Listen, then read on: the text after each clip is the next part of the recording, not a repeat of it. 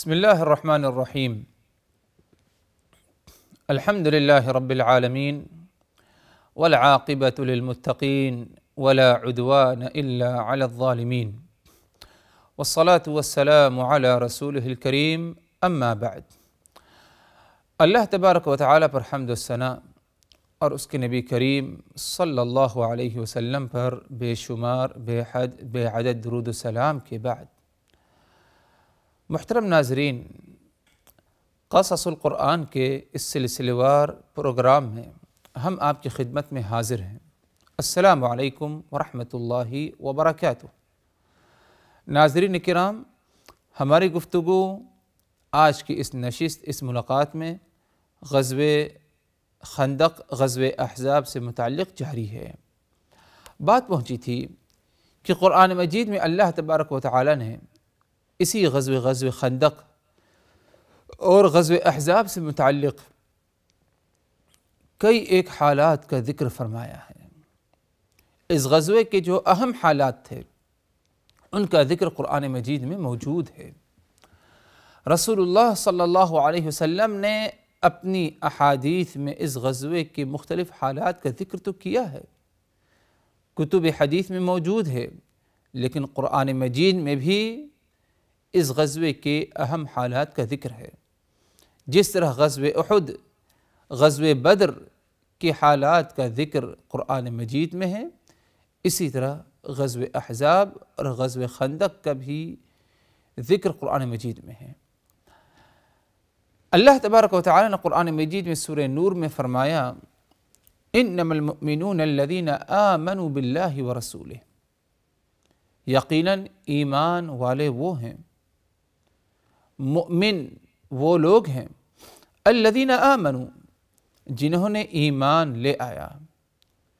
اور کس پر ایمان لے آیا؟ باللہ ورسولہ، اللہ پر اور اس کے رسول پر ایمان لے آیا۔ وَإِذَا كَانُوا مَعَهُ عَلَىٰ أَمْرٍ جَامِعٍ لَمْ يَذْهَبُوا حَتَّى يَسْتَأْذِنُوا۔ ان ایمان والوں کے ایک اہم صفت کا ذکر، ایک اہم خصلت کا ذکر جو کہ ایمان کا تقاضا ہے۔ انہوں نے اللہ پر، اس کے رسول پر ایمان لے آیا اور اس کے تقاضے کو بھی پورا کیا۔ تقاضا کیا ہے؟ وَإِذَا كَانُوا مَعَهُ عَلَىٰ أَمْرٍ جَامِعٍ، اگر یہ ایمان والے جنہوں نے اللہ اس کے رسول پر ایمان لانے کا دعویٰ کیا ہے، اگر یہ اپنے رسول کے ساتھ کسی ایسے موقع پر ساتھ میں رہیں جہاں پر ایک جماعت بن چکی ہو، کسی خاص کام، کسی خاص مہم کے لیے، جنگ میں شرکت کے لیے، لوگوں کے ساتھ گفتگو بات چیت کرنے کے لیے، خندق کے کھدائی کے لیے ایک جماعت تیار ہو گئی، اور اس پر جو ذمہ دار ہے، اس وقت جو امیر ہے، وہ اللہ کے رسول صلی اللہ علیہ وسلم کے ساتھ ہے۔ انہوں نے جو اللہ اس کے رسول پر ایمان لانے کا دعویٰ کیا، اگر یہ اپنے رسول کے ساتھ ایسے موقع، ایسے کاموں میں رہیں جن کاموں میں کیا ہے، جماعت بنانی پڑتی ہے، لوگوں کا ایک گروہ بنانا پڑتا ہے، تو اس موقع پر لم يذهبوا حتى يستأذنوه، یہ اللہ کے رسول کا ساتھ نہیں چھوڑتے، جماعت کا ساتھ نہیں چھوڑتے اس وقت تک کی جب تک کہ رسول سے اجازت نہ لے لیں۔ خندق کی کھدائی کے لیے جماعت تھی صحابہ کرام کی، اللہ کے رسول کی نگرانی میں، اللہ کے رسول صلی اللہ علیہ وسلم کی جو ہے، آپ صلی اللہ علیہ وسلم جو ہے ذمہ دار ہیں۔ اب اس خندق کی کھدائی سے اگر کوئی پیچھے ہٹنا چاہے، کسی کام کے لیے اپنے گھر جانا چاہے، آرام کرنا چاہے، کسی اور اہم کام کے لیے رخصت ہونا چاہے، تو ایسے ہی نکل کر کھسک نہیں لیتے تھے، بلکہ اللہ کے رسول سے اجازت لیا کرتے تھے۔ اور جیسے کہ حضرات بات گزر چکی ہے اس سے پہلے گزشتہ نشست میں، کہ حضرت جابر ابن عبداللہ رضی اللہ عنہ جو خندق کی کھدائی میں شریک تھے اللہ کے رسول کے ساتھ، ان کو جب گھر جانا پڑا تو ایسے ہی بغیر اجازت کے کھسک نہیں لیے، بلکہ اللہ کے رسول سے انہوں نے پہلے اجازت لی۔ اسی بات کی طرف اللہ تبارک و تعالی ادھر اشارہ فرما رہا ہے، اذا كانوا معه على امر جامع لم يذهبوا حتى يستأذنوه، اگر یہ ایمان والے اپنے رسول کے ساتھ ایسے کاموں میں رہیں جہاں پر ایک جماعت کی شکل میں ہیں، تو ادھر سے علیحدگی اختیار نہیں کرتے، جدا نہیں ہوتے، ہٹ کر واپس نہیں جاتے، حتی یستأذنوہ، جب تک کہ اپنے رسول سے، اپنے ذمہ دار سے یہ اجازت نہ لے لے۔ آگے فرمایا اللہ تبارک و تعالی نے ان الذین یستأذنونک اولئک الذین یؤمنون باللہ ورسولہ، یقیناً اے نبی جو آپ سے اجازت لیتے ہیں یہی لوگ ہیں جو اللہ اس کے رسول پر ایمان رکھتے ہیں۔ یقیناً جو آپ سے اجازت لیتے ہیں یہی وہ لوگ ہیں جو اللہ اس کے رسول پر ایمان رکھتے ہیں۔ مطلب یہ کہ اجازت لینا رسول سے، جماعت سے رخصت ہونے کے لیے، میٹنگ سے نکلنے کے لیے، مجمع سے علیحدہ ہونے کے لیے اجازت لے کر کے علیحدگی اختیار کرنا، اجازت لے کر کے رخصت ہونا، یہ اللہ اس کے رسول پر ایمان لانے کا حصہ، اللہ اس کے رسول پر ایمان لانے کی علامت ہے۔ آگے فرمائے اللہ تبارک و تعالی نے فَإِذَا اسْتَأْذَنُوكَ لِبَعْضِ شَأْنِهِمْ فَأْذَنْ لِمَنْ شِئْتَ مِنْهُمْ وَاسْتَغْفِرْ لَهُمُ اللَّهُ۔ اے نبی اگر تمہارے ساتھی تم سے اجازت لے اپنے ذاتی کاموں کے لیے، اگر تمہارے ساتھی تم سے اجازت لے اپنے کاموں کے لیے، نہ کہ تمہارے کام یا جماعت کے کام کے لیے، بلکہ اپنی شخصی کام کے لیے اگر اجازت لیں، دوائی کے لیے جانا ہو، گھر والوں سے ملاقات کے لیے جانا ہو، کھانے پینے کے لیے جانا ہو، قضاء حاجت نہانے دھونے کے لیے جانا ہو، کھیتی باڑی وغیرہ کے لیے جانا ہو، کسی اور کام کے لیے، ان کو اپنے خاص کام کے لیے جانا ہو، فَأْذَنْ لِمَنْ شِئْتَ مِنْهُمْ وَاسْتَغْفِرْ لَهُمُ اللَّهُ، تو تمہیں چاہیے کہ تم ان میں سے جسے چاہو اجازت دے دو، وَاسْتَغْفِرْ لَهُمُ اللَّهُ، اور اللہ تبارک و تعالی سے ان کے حق میں کیا ہے؟ دعائے مغفرت ضرور کرنا۔ ان اللہ غفور رحیم، یقیناً اللہ تبارک و تعالی بہت ہی زیادہ غفور الرحیم ہے، معاف کرنے والا، درگزر کے ساتھ پیش آنے والا ہے۔ آگے فرمایا اللہ تبارک و تعالی نے اگلی آیت میں لا تجعلوا دعاء الرسول بینکم کدعاء بعضکم بعضا، تم رسول کی پکار کو، رسول کے بلانے کو اپنے پکارنے والوں کے جیسے نہ سمجھو۔ تمہارا رسول تمہیں بلاتا ہے، آواز دیتا ہے، پکارتا ہے، تو رسول کا بلانا، رسول کا آواز دینا، رسول کا پکارنا، اس کو ویسے ہی نہ سمجھو جیسے کہ تم آپس میں ایک دوسرے کو پکارتے ہو، ایک دوسرے کو بلاتے ہو، ایک دوسرے کو آواز لگاتے ہو، بلکہ رسول کا پکارنا بالکل دوسروں کے پکارنے سے مختلف ہے۔ رسول تمہیں پکارتا ہے، رسول تمہیں بلاتا ہے کسی خاص کام، اہم کام کے لیے جس میں تمہاری بھلائی ہے، لیکن دوسرے جو تمہیں پکارتے ہیں، دوسرے جو تمہیں بلاتے ہیں، شاید اپنے کسی خاص کام کے لیے بلائیں، وہ کسی ناجائز، کسی غلط کام کے لیے بلائیں، کسی برے کام کے لیے بلائیں، لیکن رسول اگر پکارتا ہے تو اس میں یہ چیزیں نہیں پائی جاتی۔ اخلاص کی بنیاد، تمہاری خیر و بھلائی کے لیے تمہیں اگر بلاتا ہے تو بلاتا ہے۔ قد یعلم اللہ الذین یتسللون منکم لواذا، اللہ تبارک و تعالی کو ان کا علم ہے جو بغیر اجازت کے خفیہ طور پر پوشیدہ طریقے سے کھسک لیتے ہیں، جماعت سے علیحدہ ہو جاتے ہیں بغیر اجازت کے، اللہ کو ان کا علم ہے۔ گویا کہ رسول نے تمہیں بلایا، تمہیں جمع کیا، جماعت بنایا رسول نے تمہاری، تو تم جاؤ، بات مانو، علیحدہ نہ رہو، رسول نے کسی خیر کام ہی کے لیے بلایا ہے۔ اور جو لوگ جماعت میں شرکت کر کے کھسک لیتے ہیں بغیر اجازت کے، قد یعلم اللہ، اللہ تبارک و تعالی کو ان کے بارے میں معلوم ہے کہ انہوں نے ایسی ایسی حرکت کی ہے۔ فَلْيَحْذَرِ الَّذِينَ يُخَالِفُونَ عَنْ أَمْرِهِ أَن تُصِيبَهُمْ فِتْنَةٌ أَوْ يُصِيبَهُمْ عَذَابٌ أَلِيمٌ، ان لوگوں کو چاہیے جو رسول کی نافرمانی کرتے ہیں کہ اللہ سے ڈریں، اللہ کی پکڑ سے ہوشیار رہیں، اور کہیں ایسا نہ ہو کہ اللہ تبارک و تعالی انہیں کسی فتنے میں، کسی بلا میں، کسی مصیبت میں آزما دے، اس سے بھی ڈریں۔ او یصیبہم عذاب علیم، یا اللہ تبارک و تعالی کی طرف سے المناک، دردناک عذاب میں کیا ہے، انہیں مبتلا کیا جائے۔ المہم حضرات، ان دو آیتوں میں اللہ تبارک و تعالی نے غزوہ خندق، غزوہ احزاب کے موقع پر جن صحابہ کرام نے شرکت کی، ان کی تعریف، ان کا مدح بیان کیا گیا، اور تعریف مدح یہ کہ اگر یہ صحابہ کرام جو اللہ اس کے رسول پر ایمان لانے کا دعویٰ کرتے ہیں اپنی زبان سے، اگر یہ اپنے نبی کے ساتھ کسی مجمع کسی جماعت میں ہیں تو اس جماعت سے علیحدہ نہیں ہوتے، اس جماعت سے اس وقت تک رخصت نہیں ہوتے جب تک کہ رسول سے اجازت نہ لے لیں۔ ادھر دیکھا جائے حضرات تو ہمیں یہی عبرت اور سبق مل رہا ہے کہ اگر ہم مسلمان کسی جائز اچھے کام کے لیے کہیں پر جمع ہو جائیں،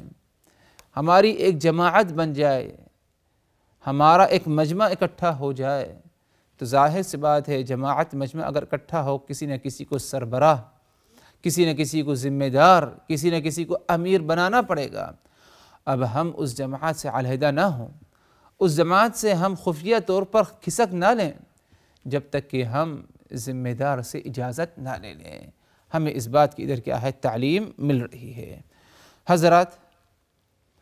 مشرکین کا لشکر مسلمانوں کے قریب پہنچ گیا، اور جب لشکر پہنچا مشرکین کا تو ایک اہم چیز کا اسے سامنا کرنا پڑا جس کے بارے میں کبھی مشرکین نے سوچا بھی نہیں تھا، اور وہ خندق ہے۔ خندق کے بارے میں عرب کے لوگ جانتے ہی نہیں تھے،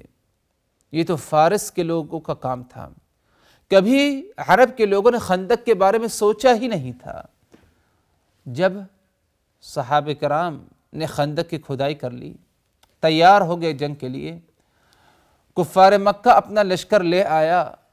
جب لشکر لایا آگے بڑھنا چاہا مسلمانوں کی طرف تو دیکھا کہ سامنے خندق ہے، خندق کی کھدائی ہے، زمین کھودی گئی ہے، آگے بڑھنا ناممکن ہے، مشکل ہے۔ تو یہ ایک بہت ہی